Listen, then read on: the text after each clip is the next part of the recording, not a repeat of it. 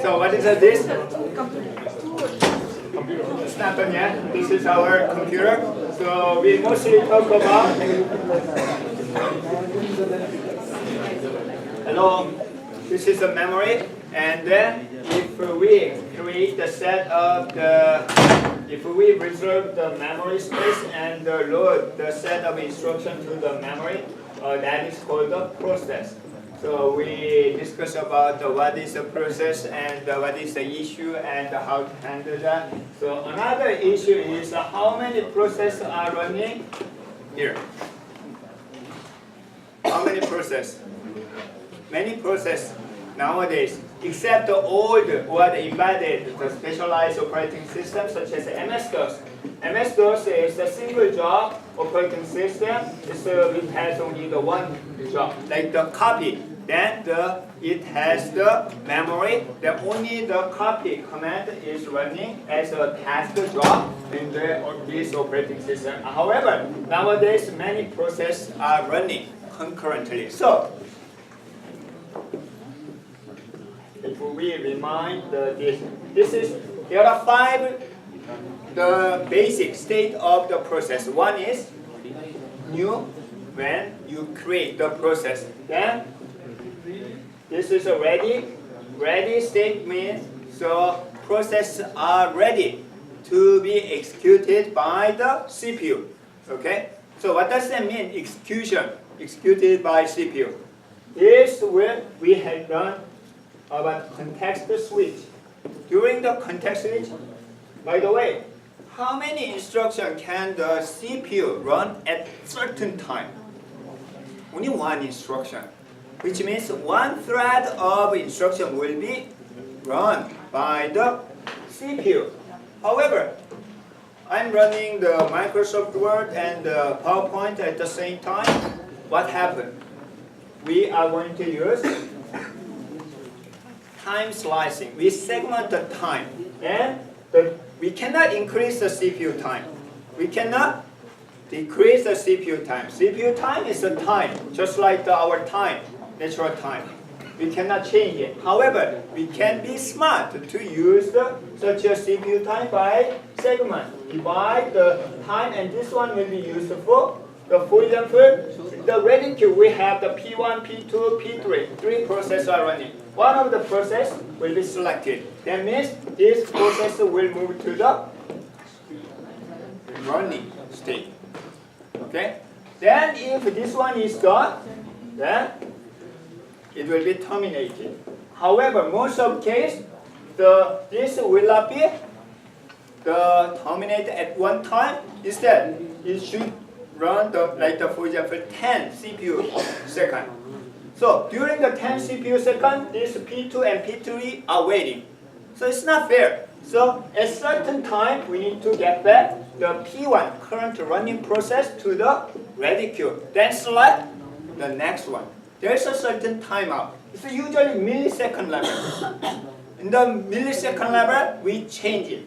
Context switch, change the process. Context switch happen. And also, there are, so if we, not this one, consider the process, like the process 1 has the instruction, number of instruction. Process 2 has the number of instruction. If we classify such a number of instruction, set of instruction by 2 groups, we classify the instruction 2 group. We can say 1 is the computation. Okay? Computation means plus, minus, and increment, decrement, shift. These are the computation, the instruction. Another one is at certain time you need to read the data from file. Okay? Or you need to move the data from memory to the CPU. Also, you need to move the data from CPU to memory, which means I/O. So we can classify the certain types of instruction into 2 parts, compute and I/O. So because of that, we can sometimes specify these processes a lot of computation. Okay. Also, sometimes we can say this process is for a lot of I/O job, like the database. So we can classify the characteristic type of process as either computing or I/O. So which one use more the resource of the CPU? Computational job or the I/O job? I/O. CPU cannot do anything during the I/O because this time, so we have to read the data, then interrupt, send the request to the disk controller. Okay, disk controller receive the request, then it manage the number of process requests, then access the hard disk drive, and get back the data and interrupt, then send the return data to the CPU. During that time, CPU cannot do anything. It's a waste of just a wait. Okay? Because of that, so we don't want to waste of CPU time during the I/O. Instead, send the running the process to the wait. Okay? It's the I/O wait actually. I/O wait. Because during that I/O time, CPU cannot do anything. Only computation. CPU can process computation. So in case of to utilize, during that time you cannot do anything during the CPU, the I/O instruction. So to use the CPU power during that time, we move the process that need I/O to the wait. Okay. Then currently there is no. We need to select. Okay. The process from the ready queue. So this selection sometimes is called the dispatch. Dispatch is called the CPU scheduling. So depending on how to select the CPU at the process, okay, there are a bunch of different way. Also, so our goal is, objective is, we are going to maximize what? CPU time. So maximize the CPU utilization. Also, one of because we frequently, it's a millisecond level, we switch the process, context switch happen. So we try to minimize response time. What is a response time? What is the response time? Response time. So you may hear the kind of 7-second rule. If the website does not respond within 7 seconds, the user would like to leave to another website. It's a 7-second, the rules. Okay? Then what is the response time this time? Click, then measure. First, response of the website. So response time is when you raise your hand, okay? Then sometimes it takes a time for my response. So first response time. During that time it's called the response time. That is different from the student raise the hand, time second, and professor response. Yes, go ahead. So 10, time 10, and my answer is done, and 20. Response time doesn't matter how long it takes. First response time only 10 seconds. Okay, even though it takes 1 hour, 1 second, or 10 days, the response time is only this amount of time. That is the response time. So we try to minimize such a response time.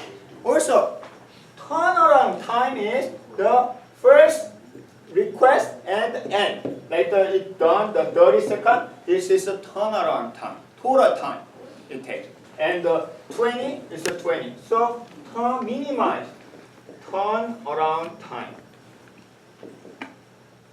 Another one is the maximize throughput. Throughput means at certain time, like the 1 day, how many processes are processed? Total number of processes that are completed. So this is our goal. our goal of this one is CPU scheduling. So we cannot increase, we cannot decrease the CPU time. Instead, we try to maximize the CPU utilization. We try to maximize the throughput. We try to minimize the response time. We try to minimize the turnaround time. So then, problem is how to select the processor from the ready queue. Okay. Within 1 minute, we are going to finish the chapter 6, CPU scheduling. First, what will be the easiest way to select the process? First in, first out? First come, first serve. That is the always used. That's true because it's fair and also easy to implement. It's generally used a lot of such the competing problem. First come, first serve. Is it always a good solution? Not always. For example, in case you are waiting outside of my office, you need just a signature. But one student is a really critical problem, so it takes 1 hour. But first come, first serve, you need to wait, right? So how can we solve that problem? Among the list of students, check which one is shorter, which one is longer. Then we can select, I can advise the shortest time first. So shortest time is the next solution. Okay? Then, shortest time, the problem. Well, good. So sometimes if you have the longer, so if the keep coming, so you cannot get the chance of that. So you can have you can consider. So for example, I'm advising some student coming, they need a signature. I need to stop and resume, stop, resume. So I need 1 hour total, so it should be decreased. So sometimes you can consider only remaining time, not the total time, shortest remaining job first. That makes sense, okay? Then it's still the problem, if a lot of students need only the signature. So we can consider priority. So priority based. So we can give the priority. Then even the priority, we have seen the problem of the starvation problem. So another way is the advising time divided by minute. First minute, first student. Then next one. Second minute, second student. Then if there is no other new student, and turn around. Okay, it's called a round robin. So we can use a round robin approach to schedule. Okay, that's pretty much the basic CPU scheduling algorithm. Then, why don't we combine the first come first serve, shortest job first, shortest remaining job first, the priority, and the round robin approach. By combining this, it's a multi-level. So feedback. So these are the 90% of the CPU scheduling algorithm. We will see more details in the next class on Wednesday. Thank you. Any question? If you have any question, come in front and we will see on Wednesday.